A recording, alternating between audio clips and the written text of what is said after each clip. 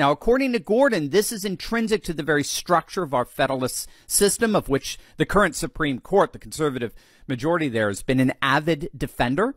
So the operative principle here is that federal officials can't be targeted under state laws for actions they took in their official capacity. This is part of the federalist system in which certain issues are reserved for states and others for the federal government to handle. And here's the key.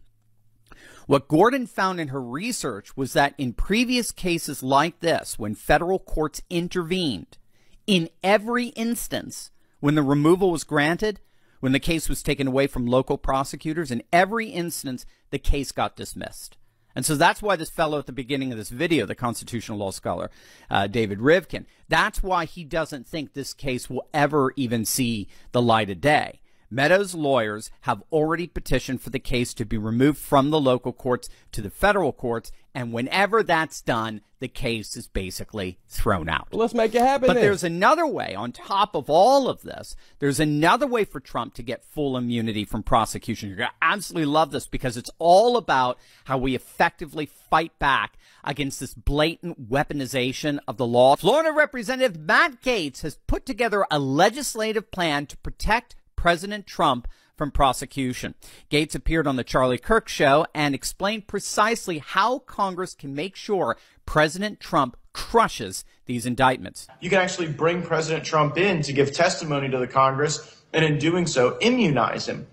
Now, there's different forms of immunity that take place at the committee level, subcommittee level. In some instances, for full immunity, you have to have more of a supermajority vote. But if you had a supermajority vote of a committee, like Speaker McCarthy could set up a select committee tomorrow that could bring Trump in and immunize him. And then we could proceed with the very legitimate investigative work that we're doing of the Bidens and the corrupt DOJ. Obviously, we're aware of the ability for any person to plead the fifth. You can dissolve someone's ability to plead the fifth if you immunize them. And so Congress has this ability that's been recognized. It's even laid out in 18 U.S.C. 6002 and 6005, if folks want to look it up. But there, you've got the ability to say, well, we're hereby compelling your testimony.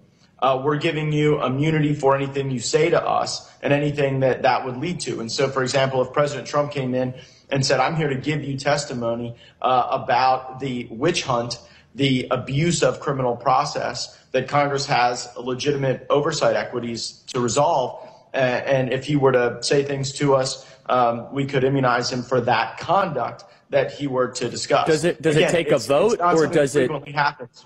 But these aren't usual times. Is it a committee vote? Is it the whole House that has to vote on immunization? And when was the last time this statute was used? I don't know when the last time it was used. I can say it can be any committee or subcommittee that can grant immunity. So we could even bring him into the subcommittee chaired by my good friend and colleague Andy Biggs, the crime subcommittee. That has jurisdiction over some of these activities of the Department of Justice. And if Trump were to essentially become a whistleblower, you have to think about it almost like whistleblower protections.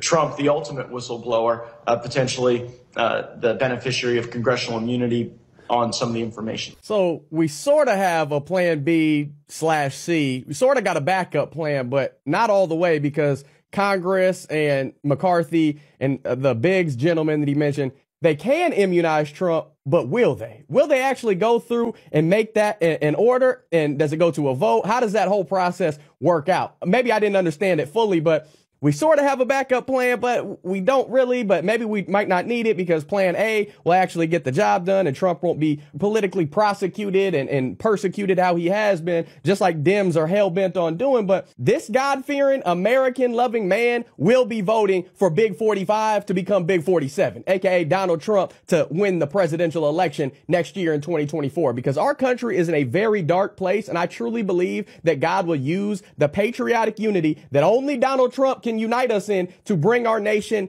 not only moving back towards righteousness again, which is most important, but truly get rid of all this divide and conquer sort of tactics and unite us as Americans. It don't matter if you're African American, Asian American, Mexican American. If you got America in there, we should be standing together and fighting back against evil.